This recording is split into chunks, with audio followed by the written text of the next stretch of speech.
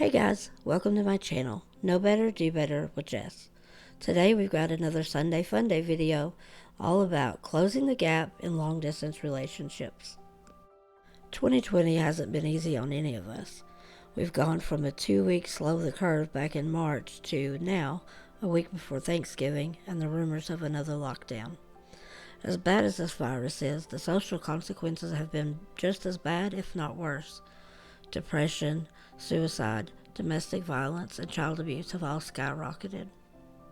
Something I've tried to instill in my boys is not to complain unless you can offer a solution. So what can we do? There will never be a vaccine for real relationships, and that's what we need right now.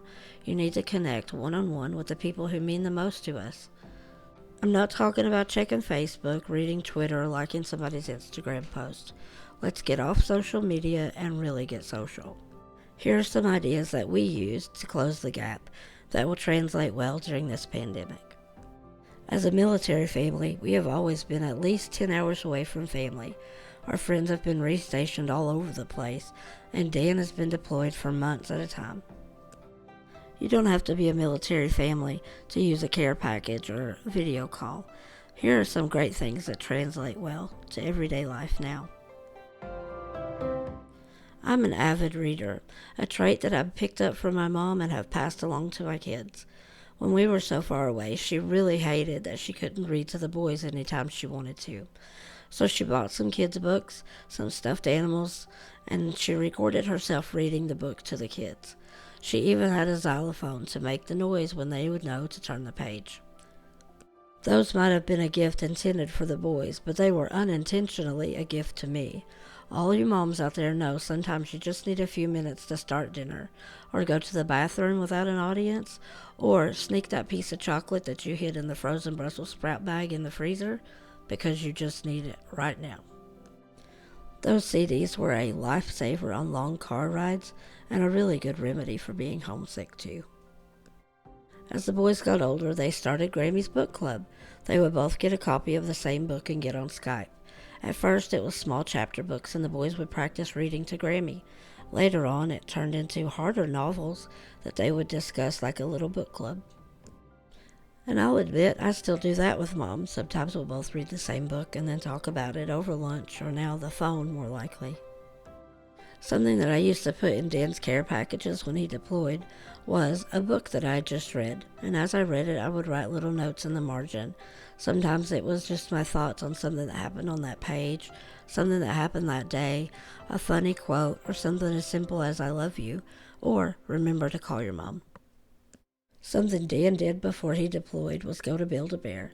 He bought each of the boys a stuffed animal and recorded an individual message for them. We used to play them at bedtime, and they really closed the gap between his weekly phone calls. Another great way to connect with your friends is to pick a recipe that you'll both cook on the same night, whether it's a family recipe or something completely new to both of you. Pick a time, get on FaceTime, and cook and eat together. Start having your morning coffee with friends. Host an online game night. My son has been running a D&D campaign online now for over a year. Start a book club or a Bible study. You can even watch movies together, and you don't even have to share your snacks. Back in my Mary Kay days, I was known to send spa packages. Pick up a couple of skincare things that you like, maybe a nail polish, some fuzzy socks, and a candle. Ship it off to whoever you want to and plan a date to get together. Put on your crazy mask, maybe some cucumber eye patches, and have a good time. I've been known to even throw in a good tube of lipstick that I knew somebody would love. So those are some easy everyday ideas that you guys can use to connect with your loved ones just to feel a little bit closer. I'm even going to restart some of these traditions myself. I really miss reading to my nephew Zayden. He used to be obsessed with The Very Hungry Caterpillar by Eric Carle. He learned his numbers, colors, he learned the names of foods, and even the butterfly life cycle.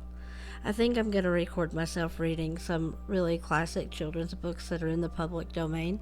And I'm not under the delusion that I have a voice for audiobook, but he's really used to it.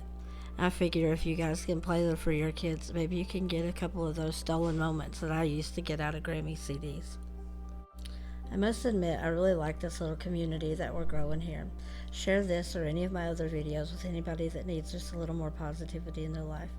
Like, comment, and subscribe if you haven't. Here's the question of the day. What was your favorite kids' book growing up?